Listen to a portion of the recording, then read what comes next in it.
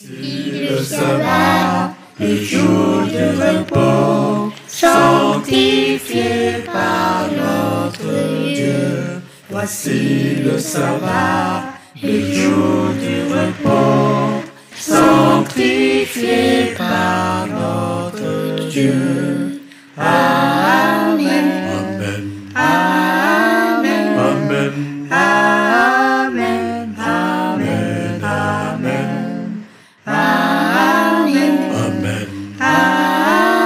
Amen. Amen. Amen. Amen. Voici le sabbat, le jour de repos, sanctifié par notre Dieu. Voici le sabbat, le jour du repos, sanctifié par notre Dieu. Alors Daniel dit à l'intendant, à qui le chef des eunuques avait remis la surveillance de Daniel, de Hanania, de Michaël et d'Azaria, éprouve tes serviteurs pendant 10 jours, et qu'on nous donne des légumes à manger et de l'eau à boire.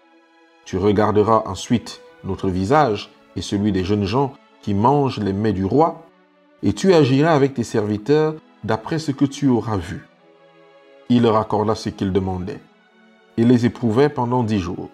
Au bout des 10 jours, ils avaient meilleur visage et plus d'embonpoint que les jeunes gens qui mangeaient les mets du roi. L'intendant emportait les mets et le vin du roi qui leur étaient destinés et il leur donnait des légumes à manger. Dans la langue originale du livre de Daniel, le mot légumes désigne le type d'aliment que Dieu donna à nos premiers parents dans le jardin d'Éden. Dieu leur dit, voici, je vous donne toute herbe portant de la semence et tout arbre ayant en lui du fruit d'arbre et portant de la semence, ce sera votre nourriture. Dans Genèse 1, nous avons le régime alimentaire originel. Qu'est-ce qui est inclus dans le régime alimentaire originel? Rappelons que Dieu nous a donné jusqu'ici 3 régimes alimentaires. Le régime alimentaire originel, le régime alimentaire de restauration et le régime alimentaire d'urgence. Dans Genèse 1, nous avons le régime alimentaire originel. Qu'est-ce qui est inclus dans le régime alimentaire originel? Des noix, des fruits et des graines. Mais la Bible déclare que dans les arbres, nous avons tous les fruits. Mais ça peut être aussi du jus de fruits, par exemple du jus de raisin. Mais pour comprendre quelque chose, quand on parle de régime originel, les plantes peuvent être des arbres. Dans Matthieu 13, le verset 31 à 32, la Bible déclare, « Il leur proposa une autre parabole et il dit, « Le royaume des cieux est semblable à un grain de sénévé qu'un homme a pris et a sémé dans son champ. C'est la plus petite de toutes les semences, mais quand il a poussé, qu'il est plus grand que les légumes, et devient un arbre de sorte que les oiseaux du ciel viennent habiter dans ses branches. » Vous voyez donc, la graine de sénévé est une plante qui devient un arbre, et c'est le plus grand parmi les plantes. Donc dans le régime originel, nous avons dit que nous avons des graines, nous avons des fruits et nous avons des noix. Mais dans Genèse 1, le verset 30, la Bible déclare « Et tout animal de la terre, et tout oiseau du ciel, et tout ce qui se meut sur la terre, ayant en soi un souffle de vie, je donne toute herbe verte pour nourriture, et cela fut ainsi. » Dans Genèse 1, nous voyons que Dieu donne pour nourriture aux animaux des légumes. Mais Dieu, dans le régime originel, n'a jamais donné à Adam et Ève de manger des légumes. Il leur a donné de manger des fruits, des graines et des noix. C'était la nourriture des animaux et tout ce qui avait souffle de vie sur la terre qui mangeait l'herbe verte des légumes. Mais ce n'était pas Adam et Ève. Et c'est ainsi que nous rentrons donc dans le régime des restaurations. En effet, dans Genèse 3, le verset 17 à 18, la Bible déclare, « Il dit à l'homme, puisque tu as écouté la voix de ta femme, et que tu as mangé de l'arbre au sujet duquel je t'avais donné cet ordre, tu n'en mangeras point, le sol sera maudit à cause de toi. C'est à force de peine que tu en tireras ta nourriture tous les jours de ta vie. Il te produira, au verset 18, des épines et des ronces, et tu mangeras de l'herbe des champs. Remarquons ceci. Si nous lisons dans la version King James, le texte nous dit « tu mangeras ». Le régime alimentaire de Genèse 1 et 2, c'est un commandement de la santé de la part du Seigneur. Tu mangeras. On le retrouve de la même manière dans les 10 commandements. Quand nous mangeons quelque chose, nous ne mangeons pas parce que nous désirons manger. Nous mangeons parce que c'est selon la santé de Dieu. Nous savons que dans Genèse 3, Adam et Ève ont péché. Et après le péché, il a institué un nouveau régime alimentaire. C'est ce que j'ai appelé tout à l'heure le régime alimentaire de restauration. Dans Genèse 3, Dieu leur donne la permission de manger des légumes. Mais dans Genèse 1, Dieu ne leur donne pas la permission de manger des légumes. Que s'est-il passé entre Genèse 1 et Genèse 3? Le péché. Mais plus que cela, la réponse se trouve dans Genèse 3, le verset 19. Il est écrit « C'est à la sueur de ton visage que tu mangeras du pain, jusqu'à ce que tu retournes dans la terre d'où tu as été pris, car tu es poussière et tu retourneras dans la poussière. » Que s'est-il passé au verset 19 pour Adam? La Bible déclare la sueur.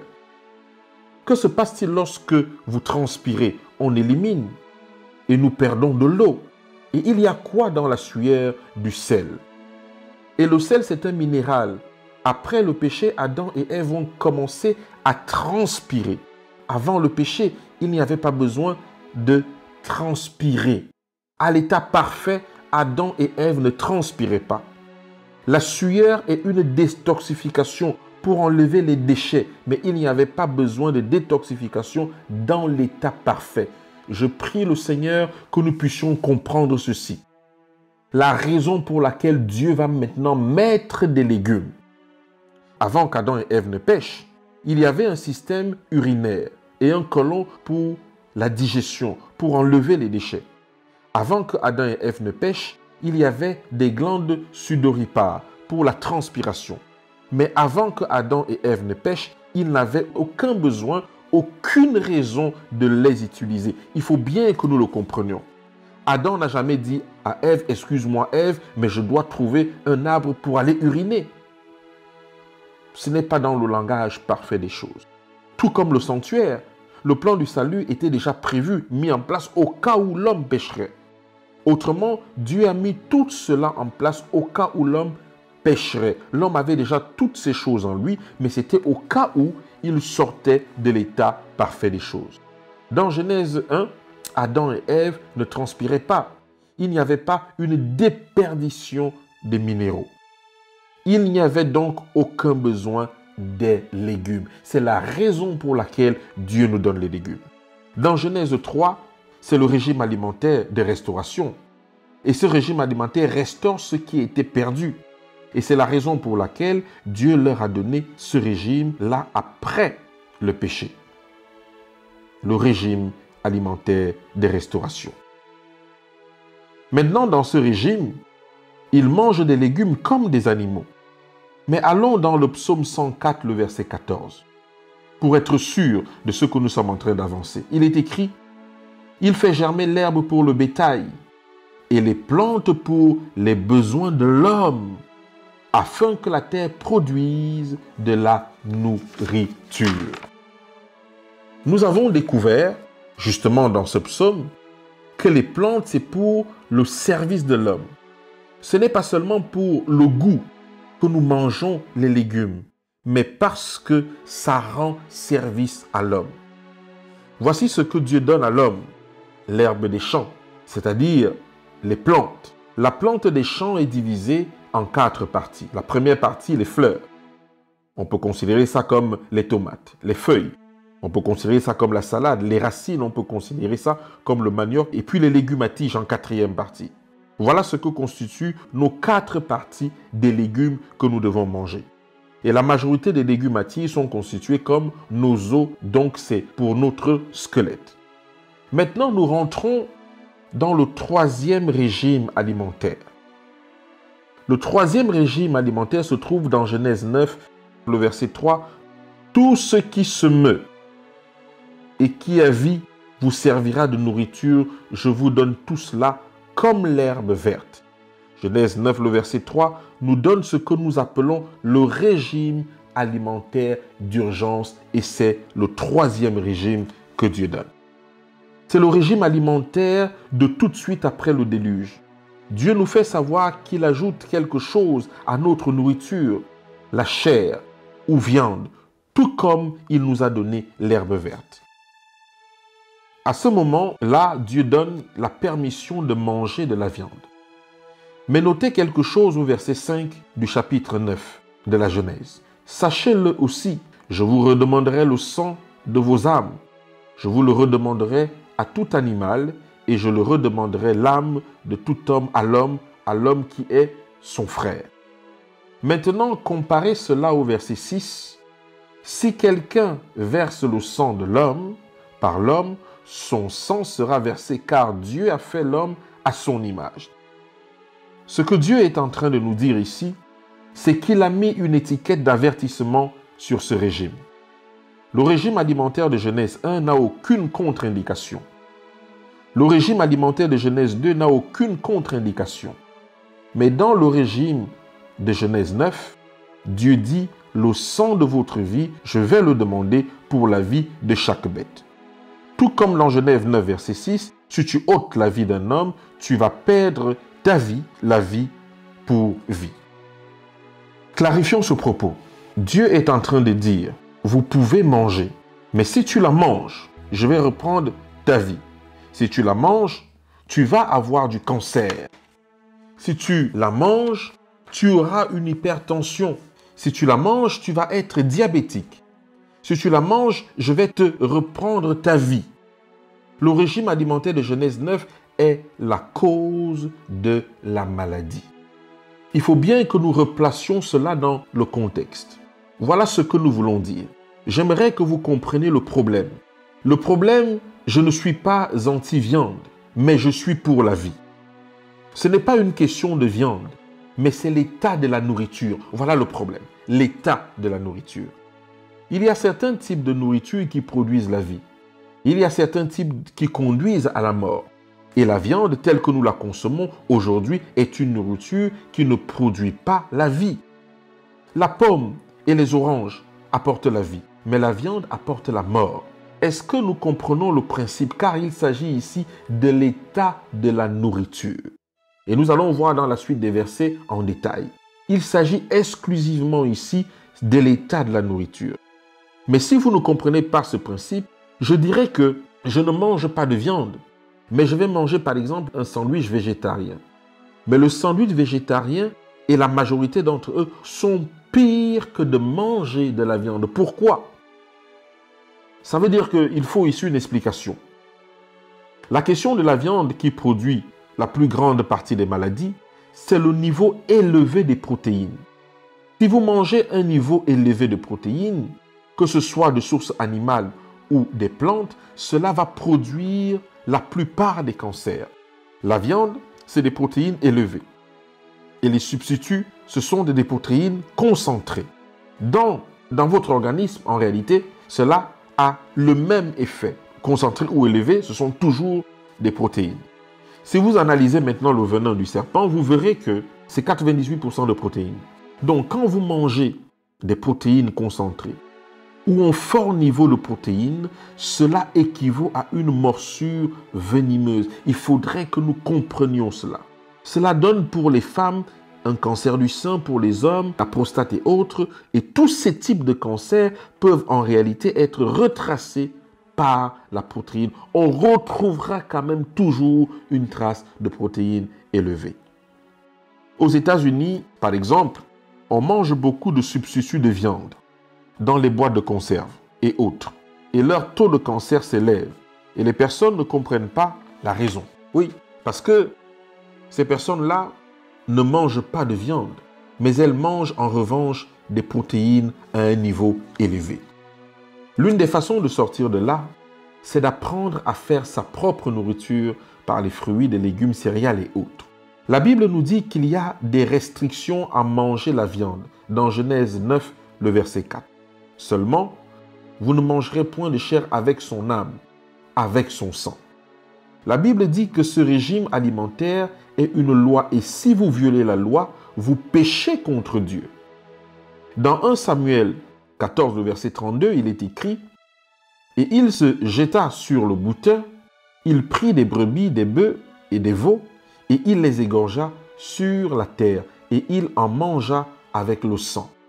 On le rapporta à Saül, et l'on dit « Voici le peuple pêche contre l'Éternel en mangeant avec le sang. » Saül dit « Vous commettez une infidélité, roulez à l'instant vers moi une grande pierre. » Puis il ajouta au verset 34, « Répondez-vous parmi le peuple et dites à chacun de m'amener son bœuf ou sa brebis et de l'égorger ici.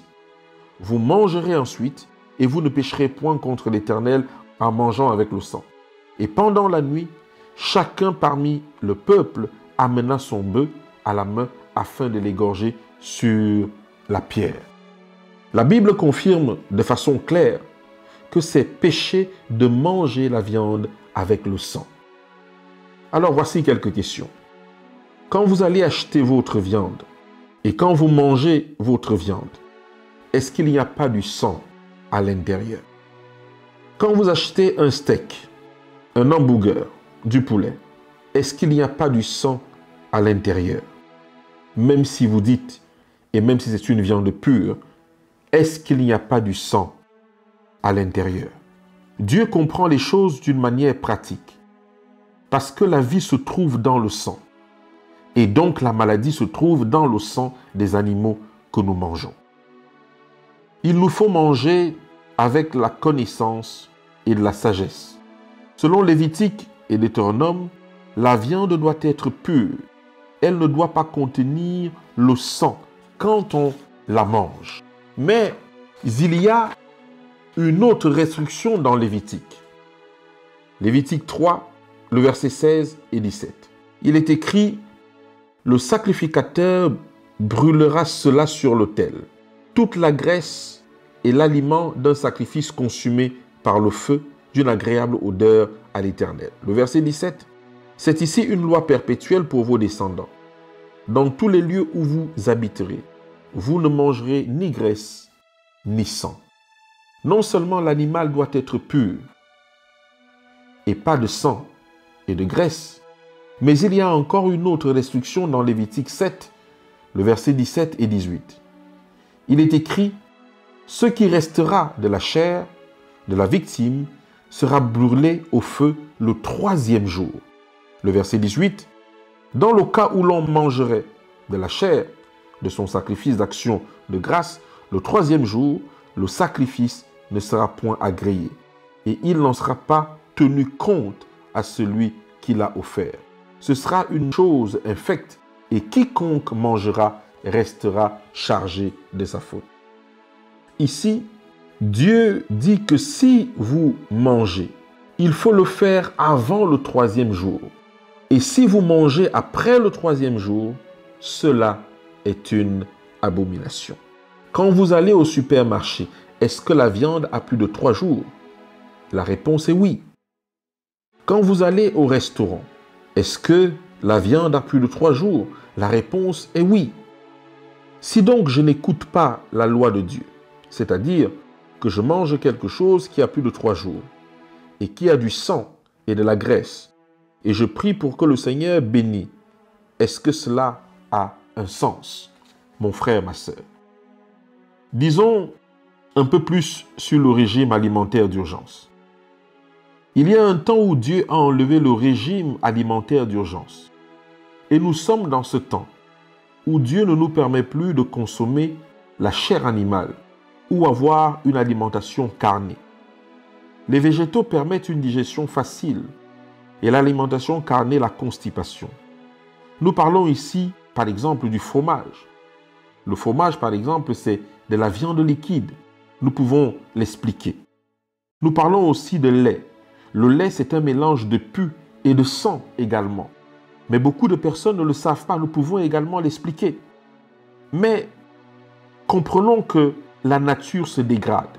Les poissons dans la mer sont remplis de mercure. Et maintenant, ce n'est plus une sécurité de manger du poisson. Et le même principe qui s'applique pour le sang et la graisse s'applique aussi avec le poisson.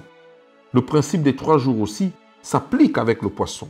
Mais ce que j'aimerais faire, c'est de vous montrer par le sanctuaire que Dieu n'aimerait plus que nous mangeons de l'alimentation carnée.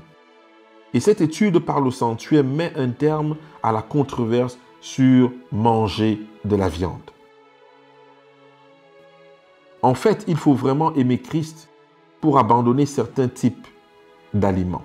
Nous voyons que le sanctuaire est divisé en 3 parties. Le parvis, le lieu saint et le lieu très saint. Quel est le genre de nourriture que l'on mange dans le parvis?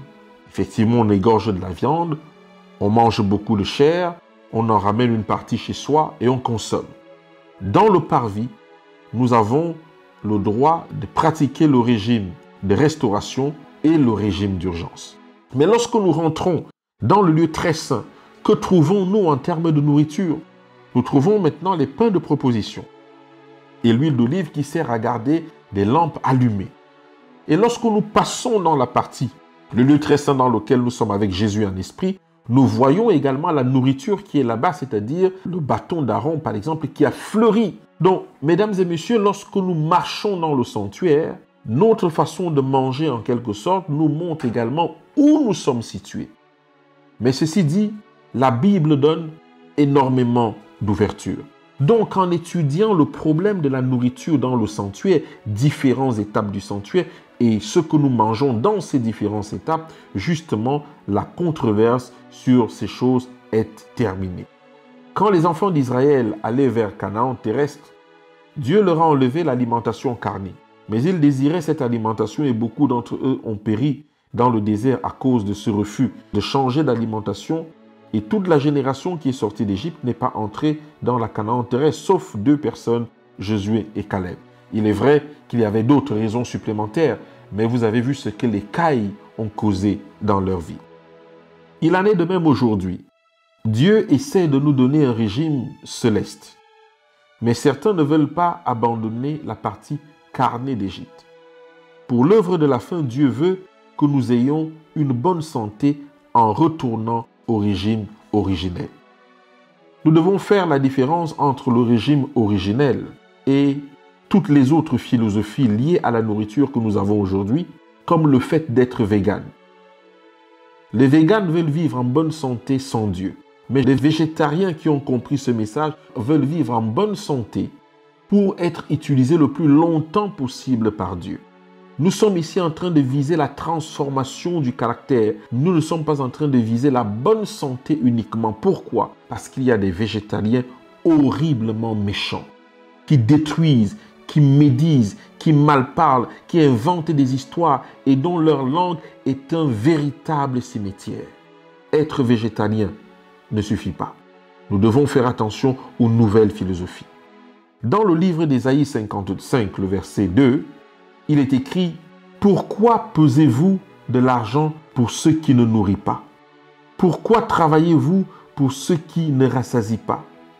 Écoutez-moi, et vous mangerez ce qui est bon, et votre âme se délectera des mets succulents. » Dieu dit dans Ésaïe 55, verset 2, « Mangez ce qui est bon. » Et quel est l'avantage de manger ce qui est bon? Le psaume 103, le verset 3, répond à la question. C'est lui qui pardonne toutes tes iniquités, qui guérit toutes tes maladies. Combien de maladies Dieu peut-il guérir? La Bible répond toutes les maladies sans exception. Comment peut-il faire cela? Ou de quelle façon le fait-il? Regardons dans le psaume 103, le verset 5. C'est lui qui rassasie ta bouche de bonnes choses, qui te fait rajeunir comme l'aigle. Dieu dit qu'il va rassasier notre bouche de bonnes choses. Essaie de manger ce qui est bon. Que va-t-il se passer si nous mangeons, mesdames et messieurs, frères et sœurs, ce qui est bon? La Bible nous dit que ta jeunesse sera renouvelée comme celle de l'aigle. Donc, obéir à Dieu dans l'alimentation, c'est comme une fontaine de jouvence. et cela va restaurer votre santé et votre jeunesse. Qu'est-ce que Dieu veut dire par ce qui est bon? Retournons dans Genèse 2, le verset 8 et le verset 9. « Puis l'Éternel Dieu planta un jardin en Éden du côté de l'Orient. Il y mit l'homme qu'il avait formé. » Le verset 9 dit « L'Éternel Dieu fit pousser du sol des arbres de toute espèce agréables à voir et bons à manger, et l'arbre de la vie au milieu du jardin et l'arbre de la connaissance du bien et du mal. » Dieu nous dit dans le verset 9 que la bonne nourriture nous vient de la terre. C'est pourquoi la nourriture que choisit Daniel se composait de fruits, de grains, de légumes et de la merveilleuse boisson que Dieu nous a donnée pour notre santé, l'eau pure. Comme Daniel l'escomptait, après qu'il eut mangé pendant 10 jours ces aliments simples mais nourrissants, sa santé était excellente, de même que celle de ses compagnons. Il était à même d'étudier sans fatigue. Cela est aussi valable aujourd'hui. Une alimentation saine et un exercice physique approprié constituent le soutien le plus prodigieux de la vigueur mentale et morale. Les étudiants seraient sages de suivre l'exemple du jeune Daniel. Une des questions qui pourrait être posée ici, c'est est-ce que Daniel était végétarien? Non, Daniel n'était pas végétarien. Daniel mangeait de la viande, mais à cause de ce qui se passait dans la cour du roi de Babylone, il prit une résolution dans son cœur. Nous sommes en des temps fâcheux de l'histoire. Et il est vrai que tout ce que nous mangeons aujourd'hui est pollué. Que ce soit des fruits, des légumes, c'est pollué par beaucoup d'agriculture intempestive, industrielle. Alors, c'est pour ça que la Bible dit que soit que vous mangez, soit que vous buviez, faites tout cela pour la gloire de Dieu. Nous voulons être en bonne santé, non pour vivre dans la méchanceté hors de la parole de Dieu, comme les véganes par exemple, mais nous voulons vivre justement soumis à la volonté de Dieu, pour avoir des forces naturelles, des forces solides, pour nous permettre de discerner la parole, pour nous permettre de prendre des décisions adaptées à l'environnement actuel. C'est pour cela que l'une des premières choses que Jésus a vaincues quand il est venu sur terre pour nous sauver, c'était la nourriture dans le désert. L'une des premières choses. Est-ce qu'un régime alimentaire peut changer quelque chose? Oui. Le régime alimentaire qui nous permet de retourner au jardin d'Éden peut changer quelque chose. Et beaucoup de personnes vont dire effectivement, Jésus a mangé du poisson et du miel. C'est son dernier repas d'ailleurs avec le corps glorifié, c'est-à-dire que le corps avec lequel il est sorti de la tombe. Oui, Jésus a mangé du poisson. C'est vrai. Et c'était les derniers repas avant qu'il ne monte au ciel, c'était du poisson et du miel. Et même à plusieurs reprises, il a apparu à ses disciples qui revenaient de la pêche. Il a brisé le poisson lui-même et il a mangé le poisson. D'abord, ce poisson n'avait pas 3 jours, parce que lorsqu'on le mange après 3 jours, c'est infect. C'était du poisson pur, mais aussi Jésus était encore dans le parvis, car le parvis du sanctuaire, c'est la terre. C'est là où on fait des sacrifices. Et l'endroit du sacrifice était la terre. L'endroit du sacrifice, c'est le parvis, où on égorge des animaux, où le sang coule encore d'une façon réelle, où il y a toutes sortes de nourriture qui peut naître par là.